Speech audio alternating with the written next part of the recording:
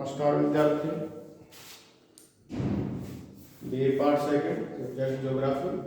इससे पहले वाली क्लास के अंतर्गत हमने प्रवास कटिबंध सिद्धांत पढ़ा ग्रिफिथ टेलर का।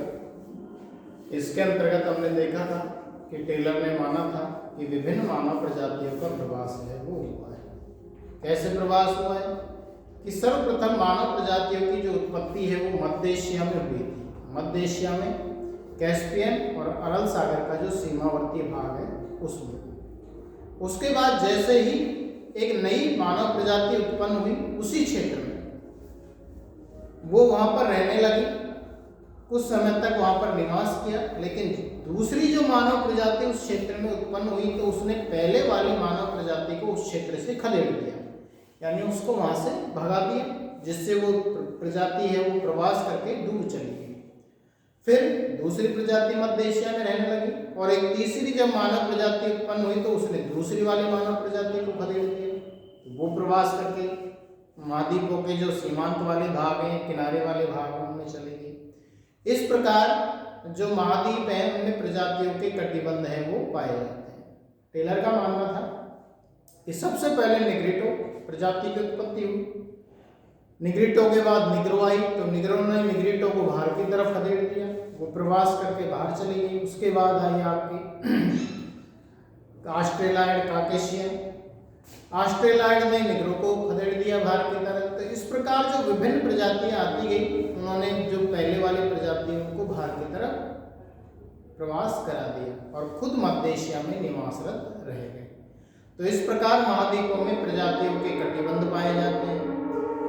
वर्तमान में जो प्रजातियां पाई जाती हैं वो उस क्षेत्र में उत्पन्न हुई प्रजाति नहीं है, वो प्रवास करके आई हुई प्रजाति है। तो इस प्रकार से हमने टेलर का प्रवास कटिबंध सिद्धांत देखा। उसका जो डायग्राम है उसको आज हम बनाएंगे और डायग्राम के द्वारा मानव प्रजातियों को प्रवास जो प्रजातियों के कटिबंध है उनको समझने का प्रयास करेंगे।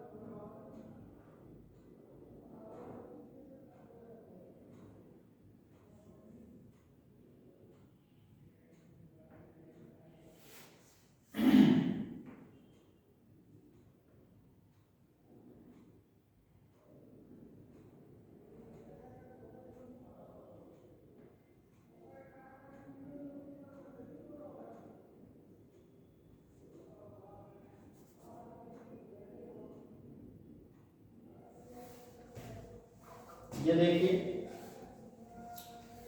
विश्व का मानचित्र है, पृथ्वी के जो ग्लोब है उसके अनुसार अब इसके द्वारा वो विभिन्न प्रजातियों के जो कटिबंध है उनको समझाने का प्रयास करेंगे। इसके लिए सबसे पहले संकेतकों का प्रयोग किया गया है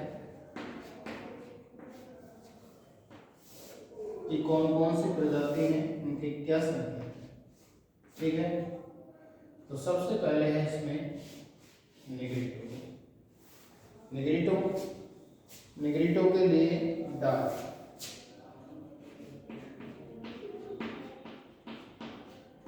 और निग्रिटो प्रजाति है वो कहाँ पर पाई जाती है? अफ्रीका महाद्वीप। तो ये निग्रिटो, ठीक है।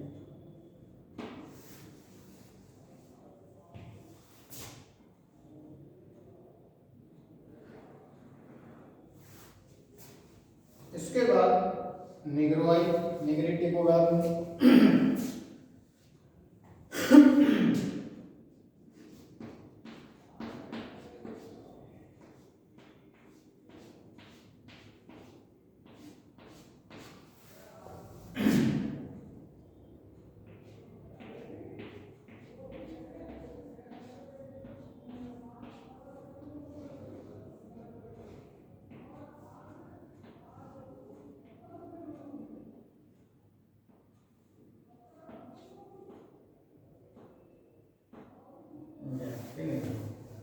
ठीक है।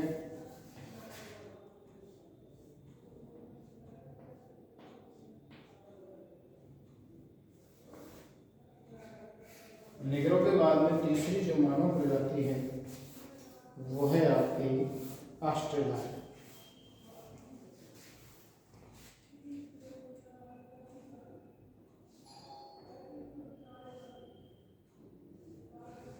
और ऑस्ट्रेलिया जैसा नाम से स्पष्ट है, ऑस्ट्रेलिया महाद्वीप।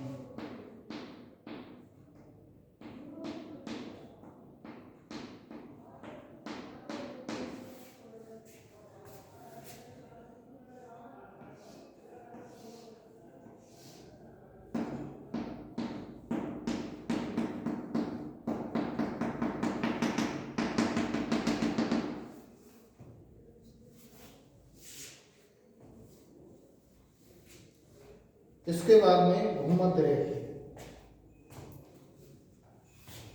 ये है ऑस्ट्रेलिया।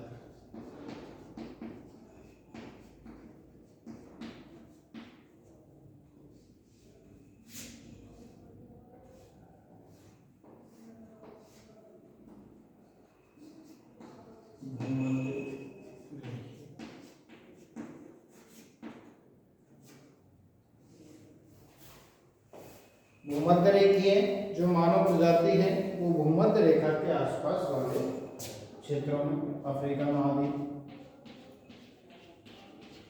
अफ्रीका महाद्वीप के बाद में जो आपका अरब वाला प्रायद्वीप है, ये दक्षिणी भारत, ठीक है, ये भी इसके अंतर्गत आती है।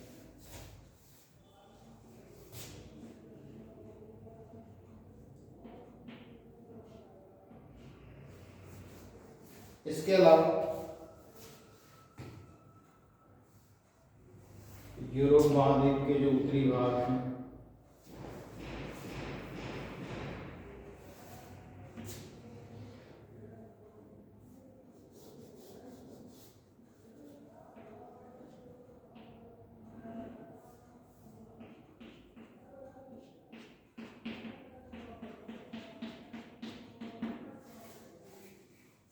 वो मध्य रेखीय भाग, मध्य रेखीय मानव प्रजाति, उत्तरी अमेरिका और दक्षिणी अमेरिका, ठीक है, ये दक्षिणी अमेरिका का भाग और ये उत्तरी अमेरिका का भाग।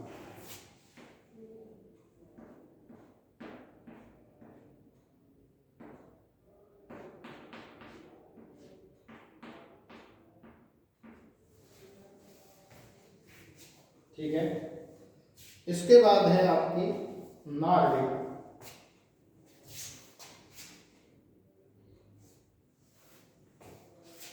नार्डिक के लिए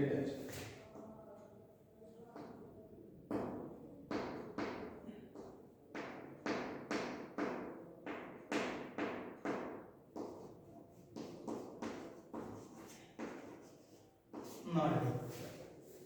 नार्डिक प्रजाति है वो कहाँ पाई जाती है? भूमध्य रेखीय के भाग में आपका जो अधिकतर ये भाग है।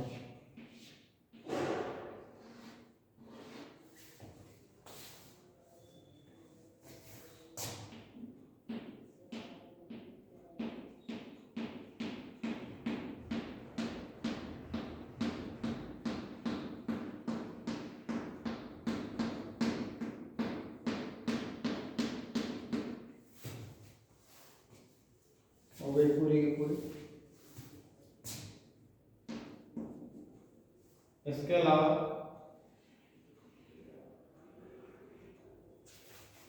जो उत्तरी और दक्षिणी अमेरिका के उत्तरी पश्चिमी और दक्षिणी भाग हैं उनमें भी नार्डिक प्रजाति है वो पाई जाती है।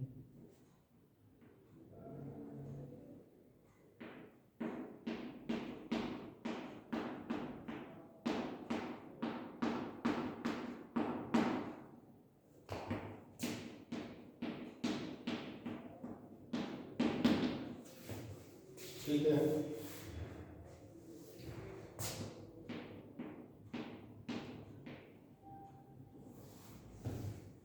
इसके बाद है अल्पाइन प्रजाति।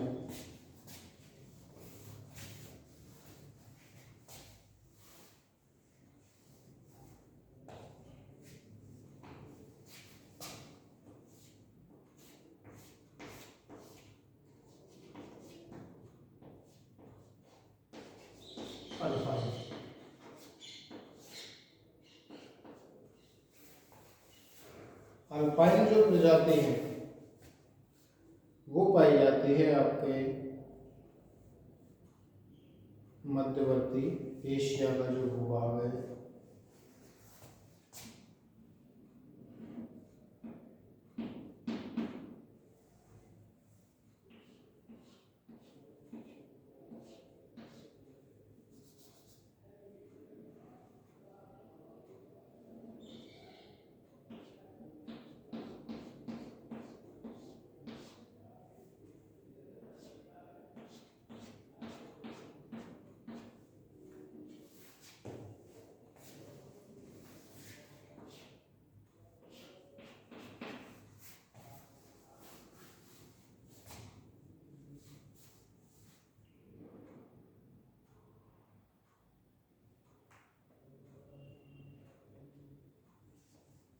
और लास्ट है आपकी मंगोलाइड। तो मंगोलाइड के लिए यही बना देते हैं संकेत इधर।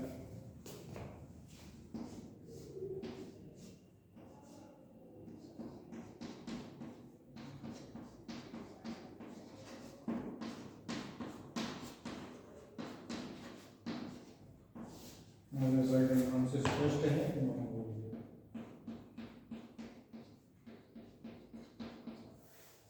तो ये है टेलर का प्रवास कटिबंध सिद्धांत।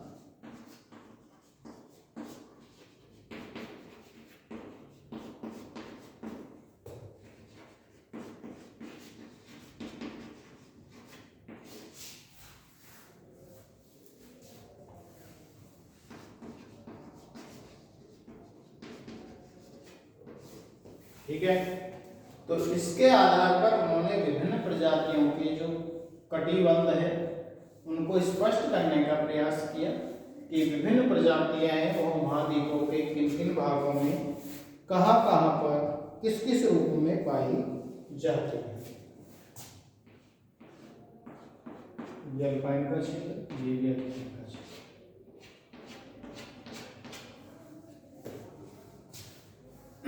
ठीक है। तो निग्रिटो है, निग्रो है, ऑस्ट्रेलाइड है, भूमध्य रेखीय। देखिए टेलर का जो सिद्धांत है वो है प्रवास के ऊपर कि मध्य एशिया में, ये मध्यवर्ती एशिया, सबसे पहले मानव प्रजाति की उत्पत्ति यहाँ हुई। तो सबसे लास्ट में उत्पन्न होने वाली मानव प्रजाति कौन सी है? मंगोलाइड। तो मंगोलाइड प्रजाति पाई जाएगी कहां पर? मध्य एशिया में। क्यों पाई जाएगी? क्योंकि ये सबसे लास्ट में विकसित हुई थी, उत्पन्न हुई थी, और इसलिए ये मध्यवर्ती एशिया से सारी प्रजातियों का उद्गम मध्यवर्ती एशिया से हुआ, मध्य एशिया से हुआ टेलर के अनुसार, इसलिए ये मध्य में पाई जाती है। और जो प्रजाति है वो महाद्वीपों के सीमांत भागों में अलग अलग कटिबंधों के रूप में पाई जाती है। तो इस प्रकार से निग्रिडो सबसे पहले उत्पन्न हुई, वो बाहर चली गई। निग्रिडो के बाद में निग्रो आई, ऑस्ट्रेलियाई, भूमध्यरेखीय, नॉर्डिक, अल्पाइन और मंगोलियाई। तो इस प्रकार से टेलर ने अपने प्रवास कटिबंध सिद्धांत को, या जॉन स्ट्रेटा जो थ्योरी है कटिबंध स्तर सिद्धांत है, उसको इस रूप में वर्णित करने का प्रयास किया। अब हम इसके सिद्धांत के जो प्रमुख आधार हैं उसको देखेंगे कि कौन कौन से टेलर के सिद्धांत के आधार हैं।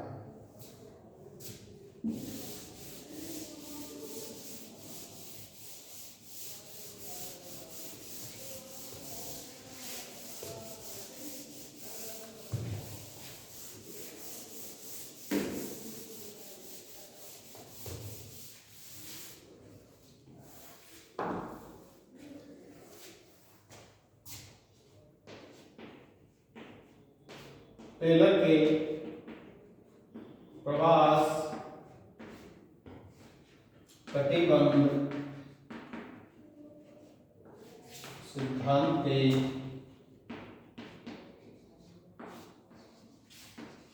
आधार।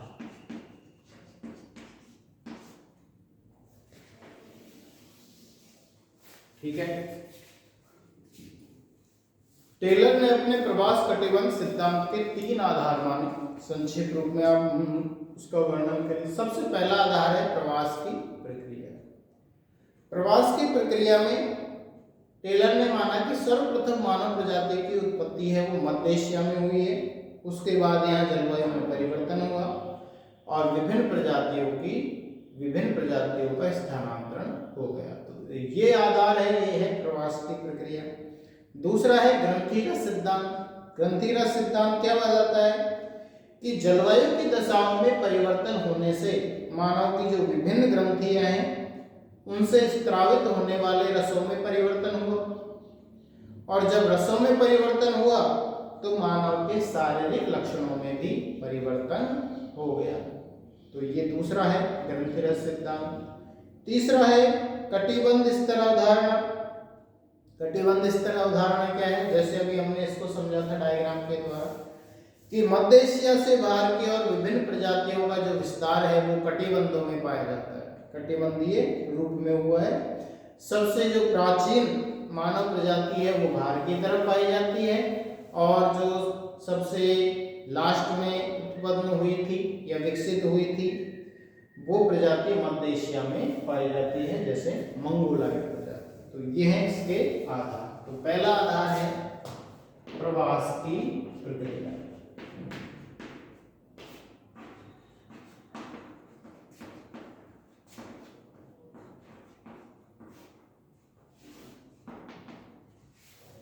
प्रवास की प्रक्रिया में टेलर ने बताया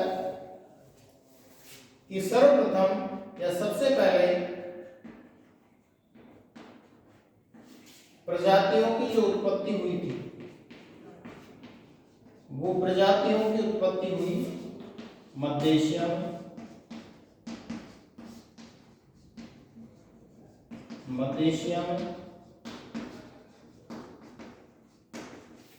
उसके बाद यहां से उनका क्या हो गया? प्रवास हो गया। उसके बाद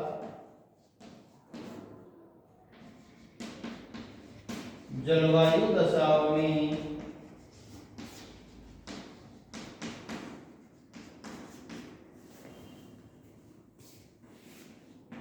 परिवर्तन के कारण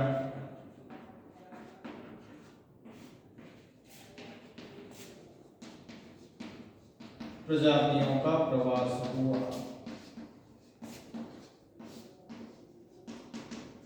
और ये जो प्रवास है ये विभिन्न हिम युगों में हुआ था। प्रवास विभिन्न हिम युगों में हुआ। ठीक है, तो ये पहला सिद्धांत तो ये है प्रवास की प्रक्रिया। दूसरा सिद्धांत था आपका ग्रंथिगत सिद्धांत।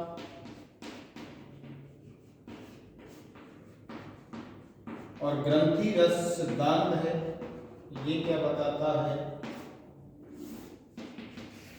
देखिए कि जलवायु दशाओं में परिवर्तन होने से मानव की विभिन्न ग्रंथियों से निकलने वाले रसों में परिवर्तन हुआ।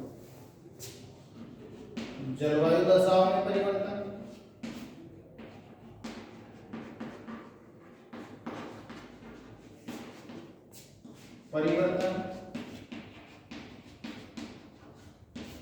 इससे मानव ग्रंथियों से निकलने वाले रसों में परिवर्तन,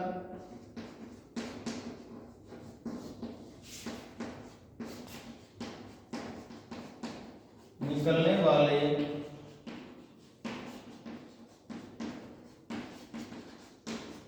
रसों में परिवर्तन,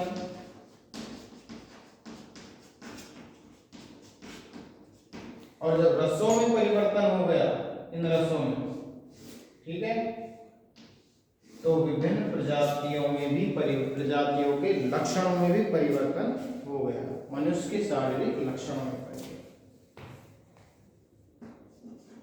मनुष्य के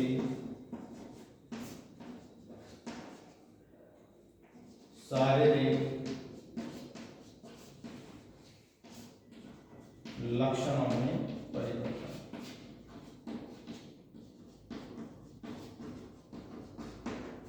ठीक है, तो ये बताता है आपका ग्रंथि रस का सिद्धांत। तीसरा है कटिबंध स्तर अवधारणा।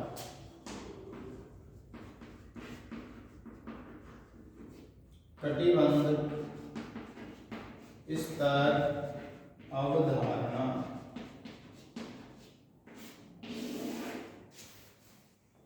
और कटिबंध स्तर अवधारणा क्या है कि मध्य एशिया से बाहर की ओर, मध्य एशिया से बाहर की ओर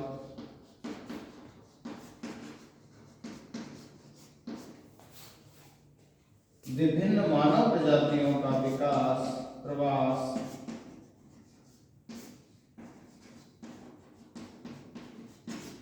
विभिन्न प्रजातियों का प्रवास प्रजातीय या जातीय कटिबंधों में हुआ है। प्रजातीय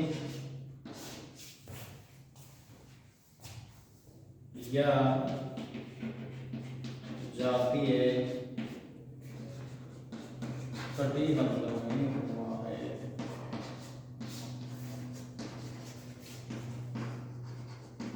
ठीक है, और वो कैसे कटिबंध है कि जो सर्वप्रथम विकसित हुई थी वो प्रजाति, वो तो भारत की तरफ है। सबसे प्राचीन प्रजाति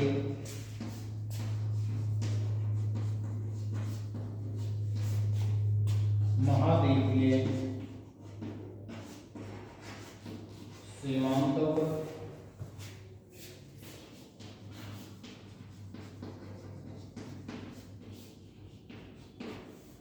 तथा जो नवीनतम प्रजाति है, अंत में विकसित प्रजाति, अंत में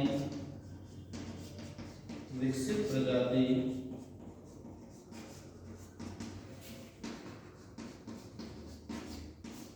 मध्य एशिया में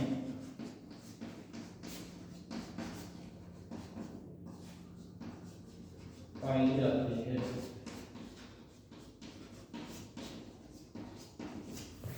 ठीक है, तो ये हो गया आपका टेलर के प्रवास कटिबंध सिद्धांत के आधार।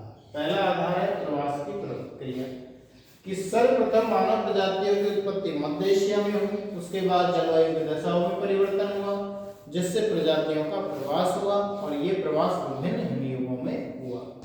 ग्रंथि रस सिद्धांत क्या कहता है कि जलवायु की दशाओं में परिवर्तन से मानव के शरीर में जो स्थित ग्रंथियां हैं उनसे निकलने वाले रसों में परिवर्तन हुआ, और ग्रंथियों के रसों में परिवर्तन होने से मानव के शारीरिक लक्षणों में भी परिवर्तन आ गया। तीसरा है कटिबंध स्तर अवधारणा कि मध्य एशिया से बाहर की और विभिन्न मानव प्रजातियों का जो प्रवास है वो जातीय कटिबंधों में हुआ है। सबसे जो प्राचीन प्रजाति है वो महाद्वीपीय सीमांतों पर पाई जाती है और अंत में विकसित प्रजाति है वो मध्य एशिया में पाई जाती है। तो ये है आपके टेलर का प्रवास कटिबंध सिद्धांत, जिसको कटिबंध स्तर सिद्धांत के नाम से भी जाना जाता है। और ये आज कंप्लीट हो गया। धन्यवाद आप सभी को।